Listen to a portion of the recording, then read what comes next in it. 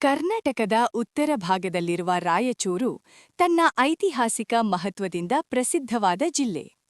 ಕೃಷ್ಣಾ ಮತ್ತು ತುಂಗಭದ್ರಾ ನದಿಗಳ ನಡುವೆ ಇರುವ ಈ ಪ್ರದೇಶವನ್ನು ಪ್ರಾಚೀನ ಕಾಲದಲ್ಲಿ ರಾಯಚೂರು ದೋವಾಬೆಂದು ಕರೆಯಲಾಗುತ್ತಿತ್ತು. ಈ ಭೂಭಾಗವು ಅನೇಕ ಸಾಮ್ರಾಜ್ಯಗಳ ಕಣ್ಣು ತುಂಬಿಕೊಂಡ ಹೋರಾಟಗಳ ಕೇಂದ್ರವಾಗಿತ್ತು.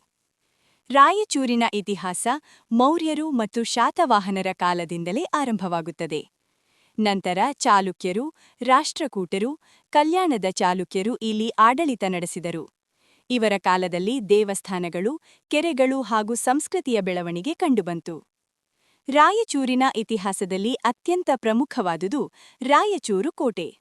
ಈ ಕೋಟೆಯನ್ನು ಕಾಕತೀಯ ವಂಶದವರು ನಿರ್ಮಿಸಿದರೆಂದು ಹೇಳಲಾಗುತ್ತದೆ. ನಂತರ ಬಹಮನಿ ಸುಲ್ತಾನರು ಹಾಗೂ ವಿಜಯನಗರ ಸಾಮ್ರಾಜ್ಯದ ನಡುವೆ ರಾಯಚೂರು ದೋಆಬ್ಗಾಗಿ ಭೀಕರ ಯುದ್ಧಗಳು ನಡೆದವು. ಕ್ರಿಸ್ತಶಕ 1520ರಲ್ಲಿ ನಡೆದ ರಾಯಚೂರು ಯುದ್ಧವು ಇತಿಹಾಸ ಪ್ರಸಿದ್ಧ.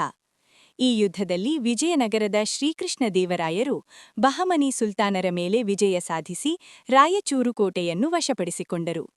ಈ ಜಯವು ವಿಜಯನಗರ ಸಾಮ್ರಾಜ್ಯದ ಶಕ್ತಿ ಮತ್ತು ವೈಭವವನ್ನು ಸಾರುತ್ತದೆ. ನಂತರ ರಾಯಚೂರು ಪ್ರದೇಶ ಆದಿಲ್ ಶಾಹಿ, ನಿಜಾಮರು ಹಾಗೂ ಕೊನೆಗೆ ಬ್ರಿಟಿಷ್ ಆಡಳಿತಕ್ಕೆ ಒಳಪಟ್ಟಿತು. ಬ್ರಿಟಿಷರ ಕಾಲದಲ್ಲಿ ರಾಯಚೂರು ಮದ್ರಾಸ್ ಪ್ರಾಂತ್ಯದ ಭಾಗವಾಗಿತ್ತು. 1956ರಲ್ಲಿ ರಾಜ್ಯ ಪುನರ್ರಚನೆಯ ಬಳಿಕ ರಾಯಚೂರು ಕರ್ನಾಟಕ ರಾಜ್ಯಕ್ಕೆ ಸೇರಿತು.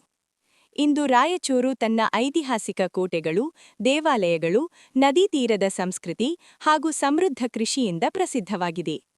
ರಾಯಚೂರು ಇತಿಹಾಸವು ಕೇವಲ ಯುದ್ಧಗಳ ಕಥೆಯಲ್ಲ, ಅದು ಧೈರ್ಯ, ಸಂಸ್ಕೃತಿ ಮತ್ತು ಸ್ವಾಭಿಮಾನದ ಸಂಕೇತವಾಗಿದೆ.